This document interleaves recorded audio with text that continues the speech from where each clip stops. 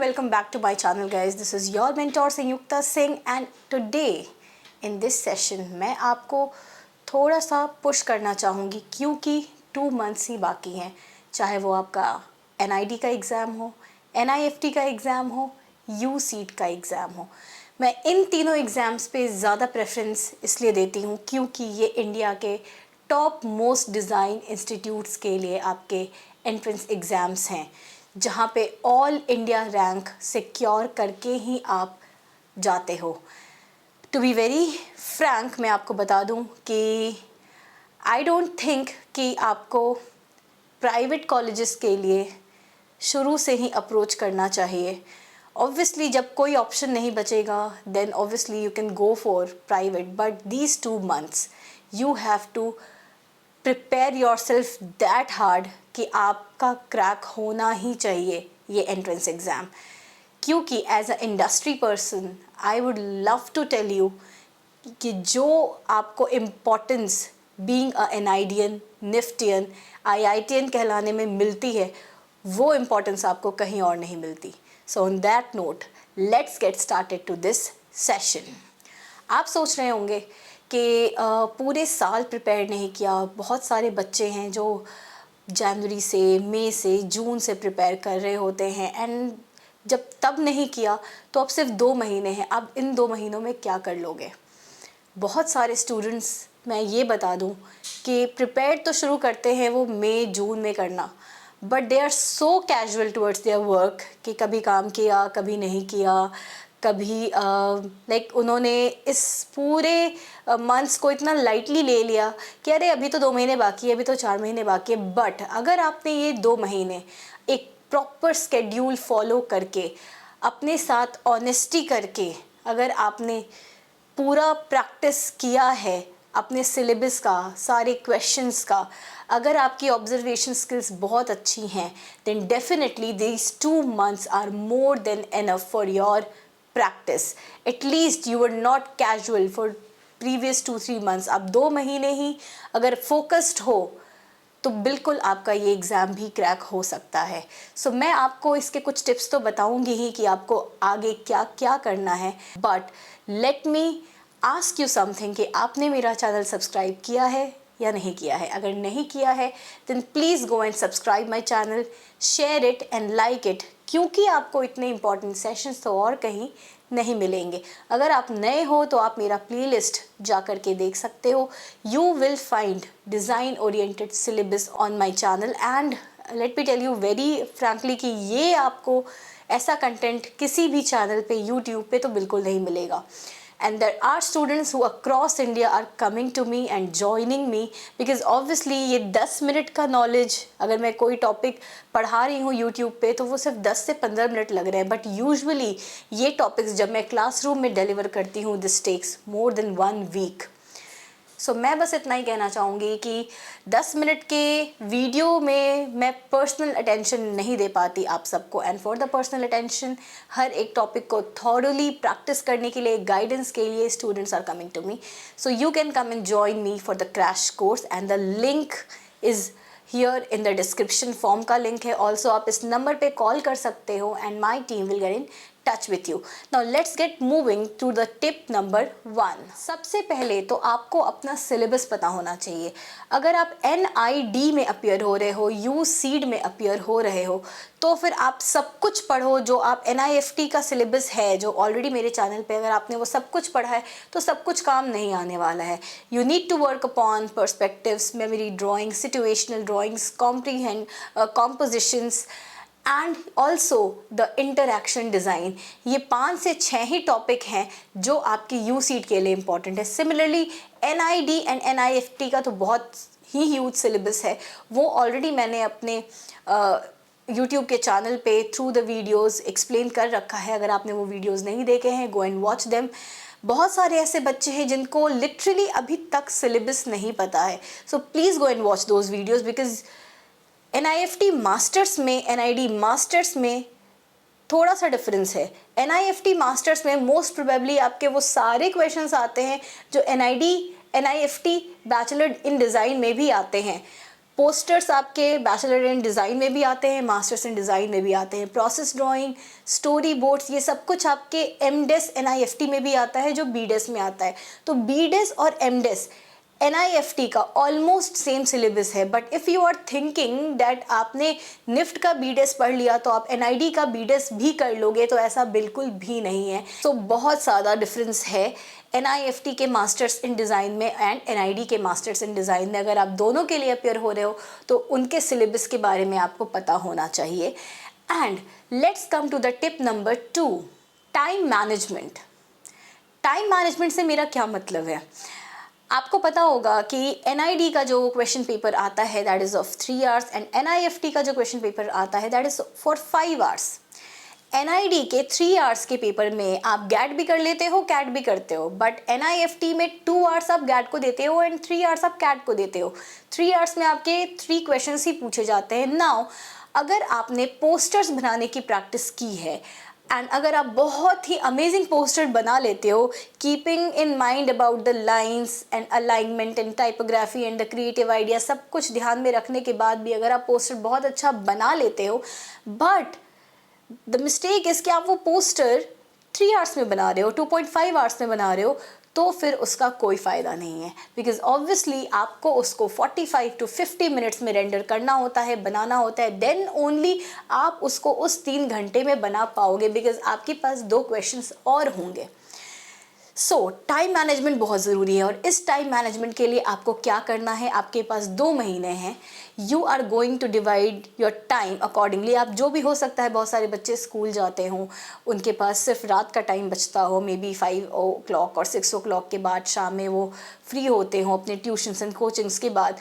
I would suggest take out only 2 hours and practice 2 questions in 2 hours. अपनी deadline बनाओ कि मुझे 45 minutes में 50 मिनट्स में ये क्वेश्चन कंप्लीट कर लेना है, खास करके कैट का। क्यों? क्योंकि 70% वेटेज आपकी कैट पे है।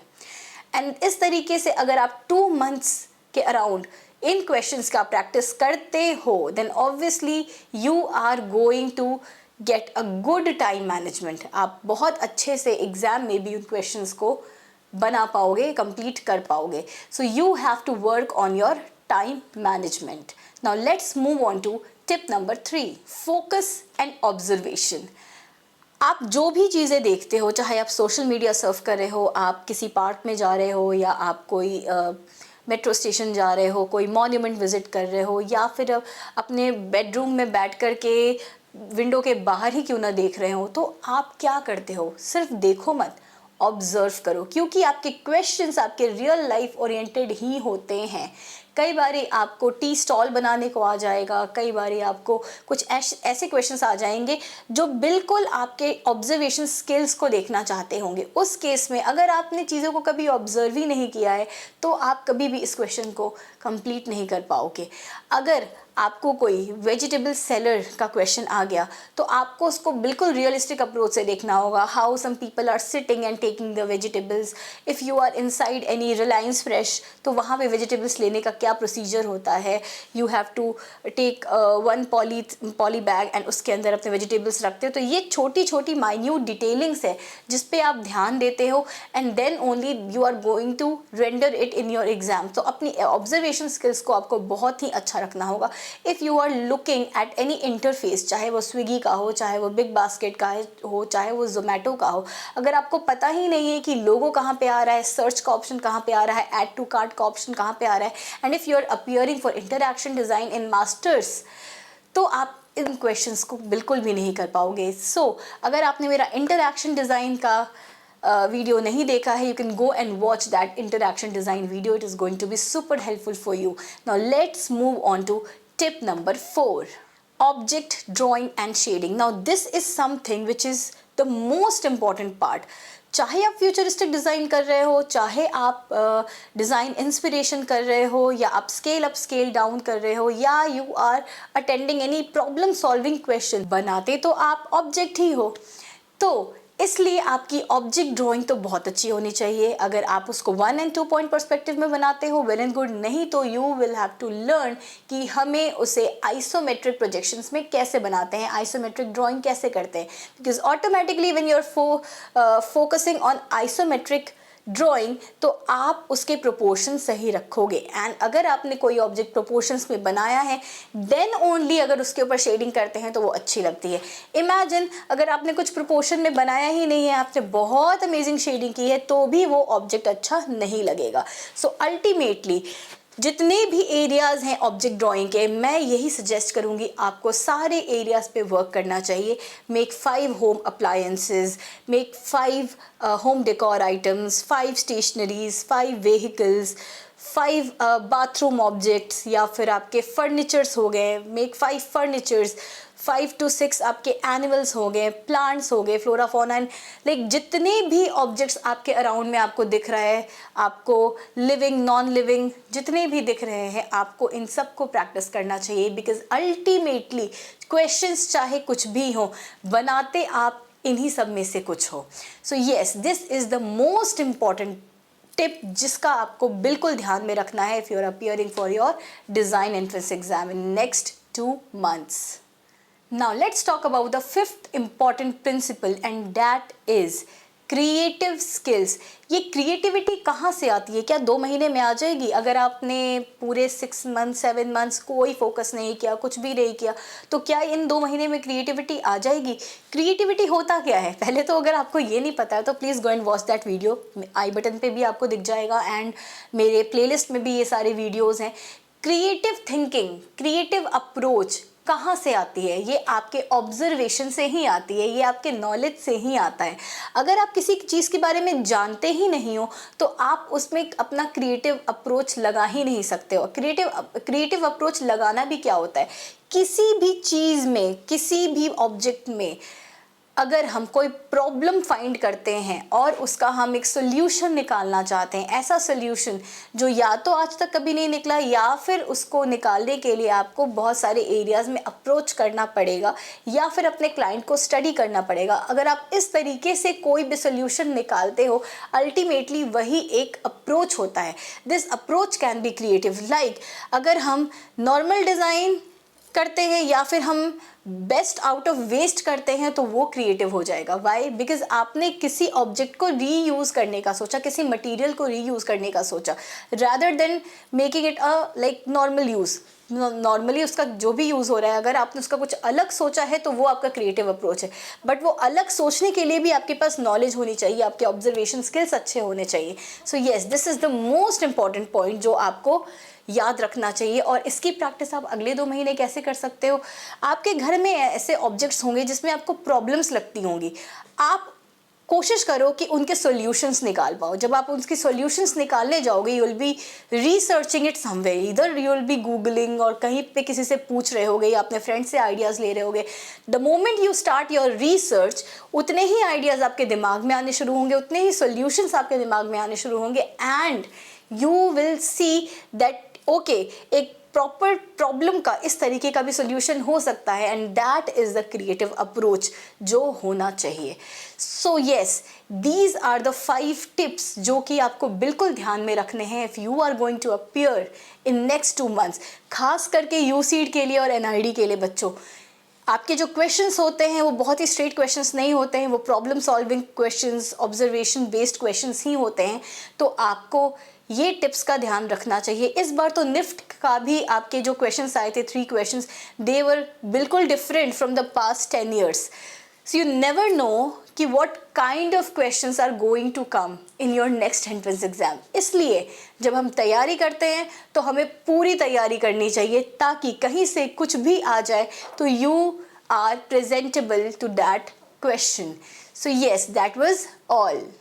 लास्टली मैं आपको यही कहना चाहूँगी कि आप इमेजिन करो, अगर इतने सारे एप्लीकेंट्स में से, इतने सारे बच्चों में से अगर आपका सिलेक्शन हो जाता है एनआईडी के लिए, यूसीड के लिए, निफ्ट के लिए, तो obviously you will be a changed person.